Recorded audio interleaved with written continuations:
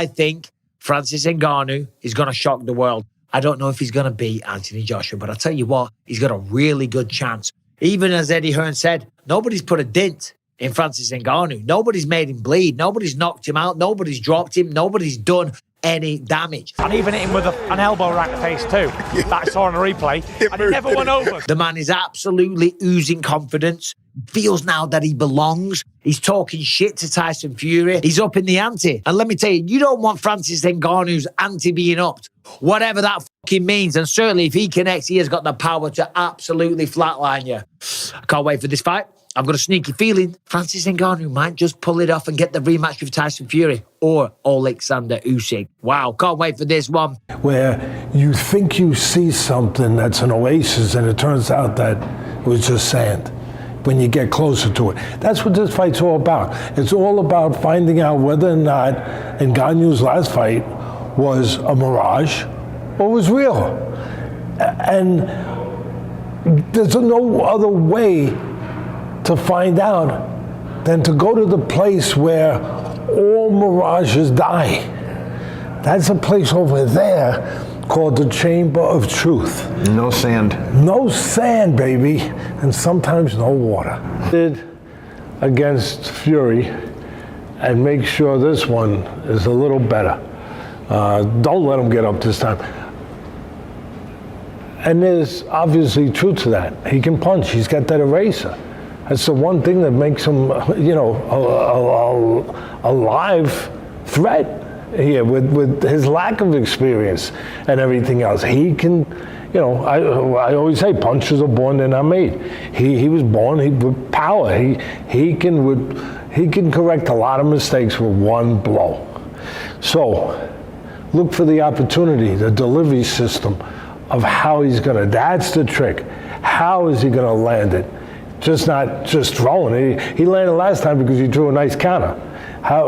There's got to be another opportunity. Again, starts with knowing the tendencies of your opponent. So know the tendencies of Joshua. Joshua likes to counterpunch. Joshua likes to be aggressive too, but he likes to also, with his jab, step back, create counterpunch opportunity. He's in and out. He is predictable. You just have to know what he's predictable about. That he'll press in, he'll press out. That when his defense, you know, he'll move his head, but he likes to control range. I think there's pressure on both guys. If you're AJ, you know, you've had probably the best performance you've had in your very last fight in a couple of years now. You had a good performance against the other English guy whose name I'm forgetting at this very moment, but all that being said, I think that the pressure here is now to duplicate what he just last did. And that's can be very tough to do, especially when you have that pressure on yourself, feeling like that's what you have to do. On the other side of that, of course, you got Ngannou coming into this sport, basically trying to bust the door down. It's like you don't want to get kicked out, you know what I mean? So I think the pressure's on both sides. I think that this fight is a matter of game plan. I, of course, beyond being a boxer, side with the boxer. I just side with the boxer because I think that that's what's needed in this fight. You have one guy with a lot of power who hasn't truly honed in on how to utilize it, how to set it up, and the list goes on. A lot of things you just have to learn how to do. And I think Anthony Joshua is more than prepared to take on anything that Ngannou is going to bring. Wasn't surprised, no. I didn't have a good night. I had a lot of problems, but I'm not here to make excuses. I never have been and I never will. You haven't heard me say one excuse, have you? But I had problems in the fight. Don't need to go into it. It was what it was.